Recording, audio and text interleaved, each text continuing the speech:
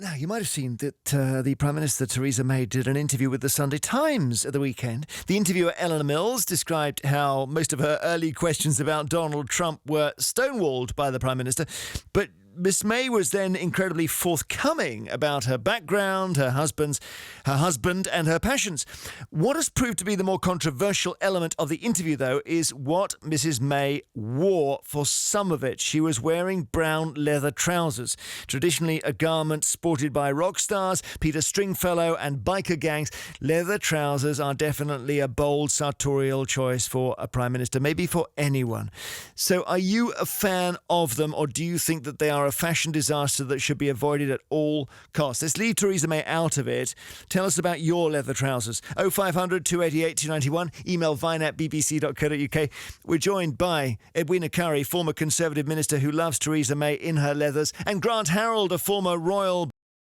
So, Edwina Currie, first of all, this is a good statement by Theresa May, you think? Oh, yeah, Jeremy, I thought it was brilliant. I mean, she's got the legs for it. She's got long, slim legs, which look great in trousers. That particular, it's a British designer, I gather, Manda Wakely, a bit expensive, nearly £1,000.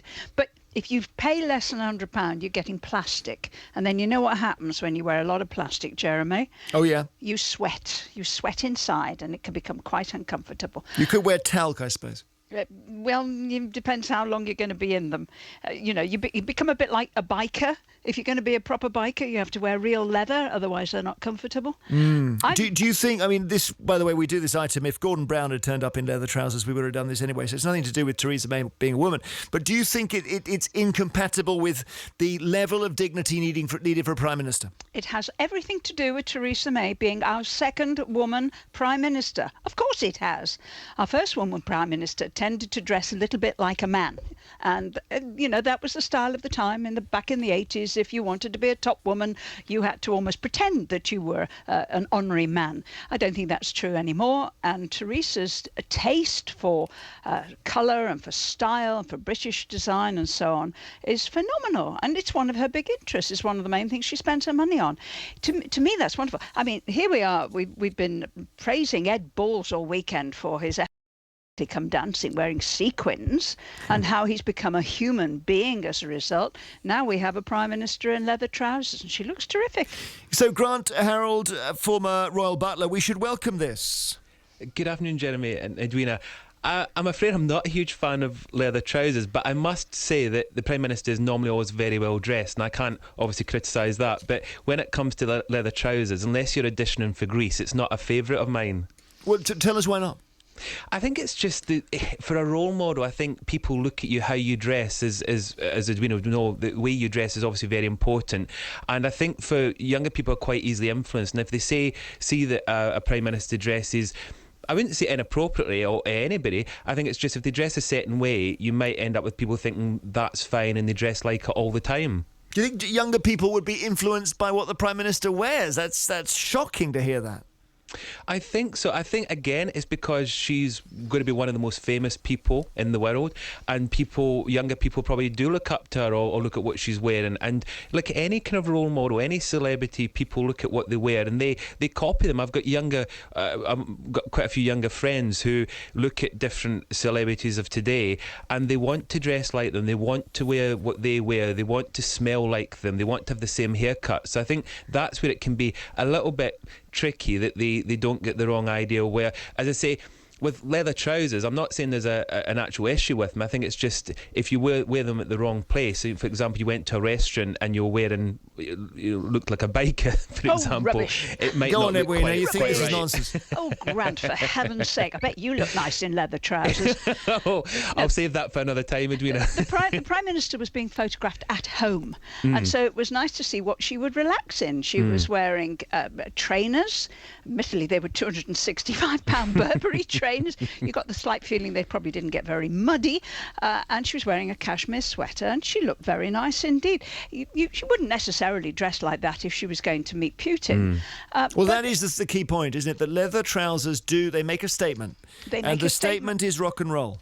The statement is rock and roll. The statement is I'm It's an early independent Elvis. woman.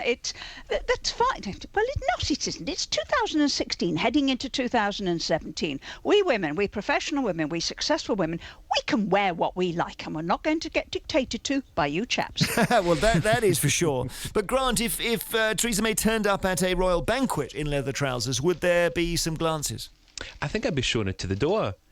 The thing is, it's not about. It really isn't about the person. It is more about the position, whether it's obviously male or female. And I think the thing we've got to remember, I agree with Edwina. You know, in your own home, you should be allowed to wear and do as you wish. I don't disagree with that at all. Well, that's nice of you. I do agree with that, but I think when it comes to inviting the media to obviously to see what you wear, you've got to be a little bit careful. And forgive me for saying it, because today obviously there's certain things that you've got to be careful not to wear. For example, like fur, and from doing a little bit of research, fur, for example, and I've been doing a little bit of research, not a lot, but I've discovered that a lot of the leather that you wear within trousers, it's made of a very soft leather, and it's normally from calves and things. So you've got to be a little bit careful that you're not going to give the wrong impression. Oh no, you haven't. This is the whole. This is how Donald Trump won the election in America. There are swathes of people, millions and millions of people, who say, "Please do not restrict my choices. I am not trying to offend anybody. I wear leather. I wear leather shoes. I use leather handbags. I eat beef, and this is not going to be an issue as long as I'm satisfied that it is sourced in a humanitarian way, and if it costs a lot of money, it probably does. Then I'm sorry, but this is my business, and you may take it as you like, or leave it. If you don't like it, tough. This is who I am." Did you have, Edwina, when you left Parliament? Didn't you have a restyling at some point? I did. When I lost my seat in 1997 and Tony Blair and New Labour came in, I thought, goodness me, it's going to be a long time before our lot win power again.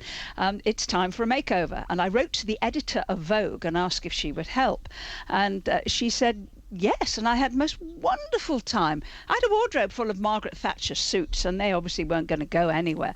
And I ended up with a pair of suede leather trousers, which I have still got, and I can't quite get into them.